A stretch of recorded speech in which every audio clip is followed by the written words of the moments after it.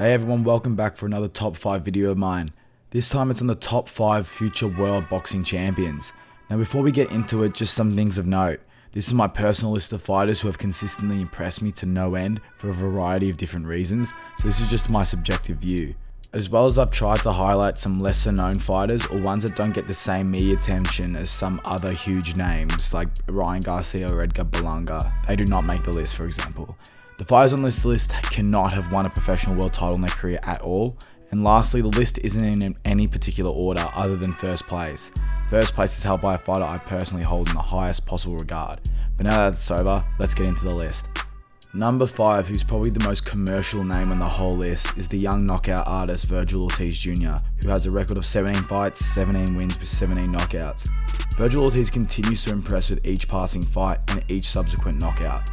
Ortiz's ability to cut the ring off with minimal energy expenditure while also fighting off the passive defense with a double-handed guard is a throwback to the likes of Chavez and many other great forward, defensive sound fighters of years past. But he isn't just a great pressure fighter, he has extraordinary power which has culminated in never going past the 7th round at the time of writing. With his last win coming against Maurice Hooker in a very entertaining affair for the vacant WBO International Championship, he is without a doubt in the conversation for a future title shot. However, it won't be easy for Vergil Ortiz. Firstly, in my opinion, I do not think he is ready for Crawford or Spence. He could be in the future for sure, but not right now. A couple more fights and I believe he could truly have a genuine shot at them. Furthermore, welterweight is one of the most stacked divisions in all of boxing currently, with another man campaigning at the same division who makes the list, but he'll show up a bit later. Vergil Ortiz Jr. is without doubt one of the most talented fighters in the world today, and I cannot wait to watch his next bout. Number 4, one of my favourite fighters in the whole world to watch, the Uzbek sensation and the light middleweight contender, Israil Madramov. I love everything about Madramov, his highly aggressive style, wide stance and his long jump-like steps, which for most fighters would be a negative, something to fix. But for Madramov, something he has mastered that is one of his most deadly assets. His explosive, unpredictable nature is a handful for most fighters on the planet, and his amateur career proves it. A silver and gold medal at the Asian Games and a gold medalist at the Asian Championships is nothing to scoff at. Madramov's pro record, however, is still at its infancy with only 7 fights, 7 wins and 5 knockouts, but he should not be counted out as a future world title challenger and possible title holder just of yet. Some of the other guys who are contenders at the light middleweight division I think he beats, including the like of Jason Rosario and Tim Tszyu. Madramov has all the tools of the trade to reach the top, but it's a different matter entirely if he can actually do it.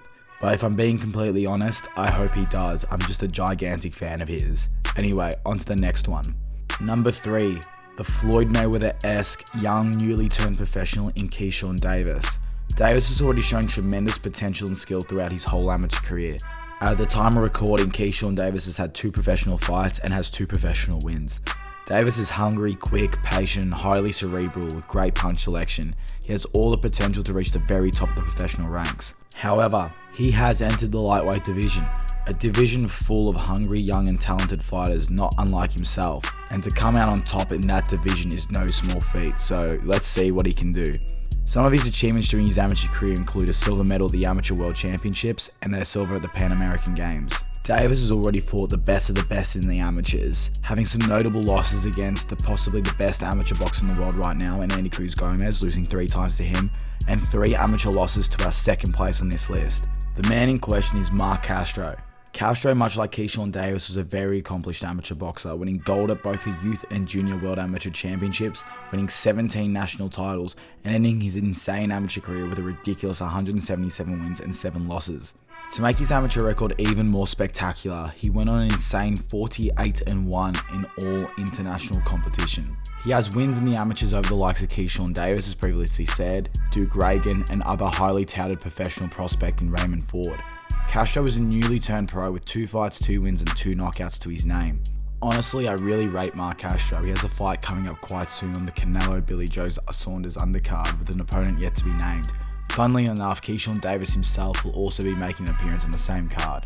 Mark Castro is a super featherweight and Davis is a lightweight. Now, it's not likely to happen for years, but I can always hope for a pro clash between the two. That would be an absolute dream fight for me to watch, but let's be honest, it probably won't happen for years.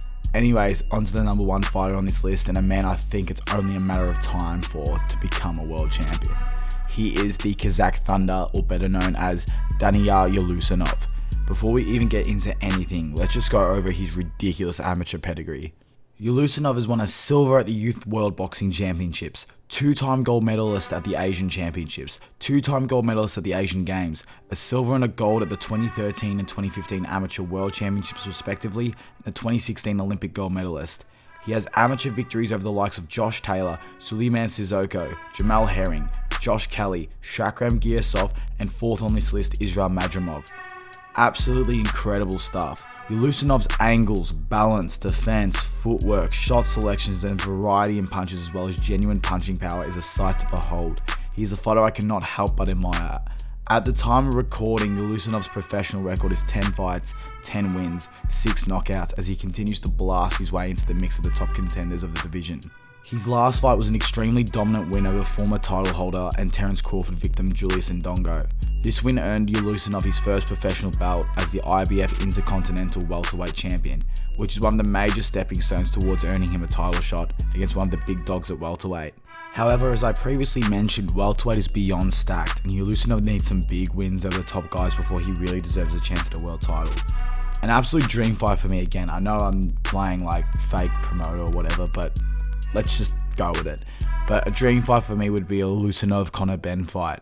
Although I'm a huge fan of Conor Benn, I do think Ulusanov would be too sharp for the younger Benn. However, a win for either man would be a huge victory on their resumes, as well as both of them are highly entertaining fighters, so it'd be a great show to watch too. Although I'm not hopeful that a fight between those two will ever happen in the future, but a man can dream.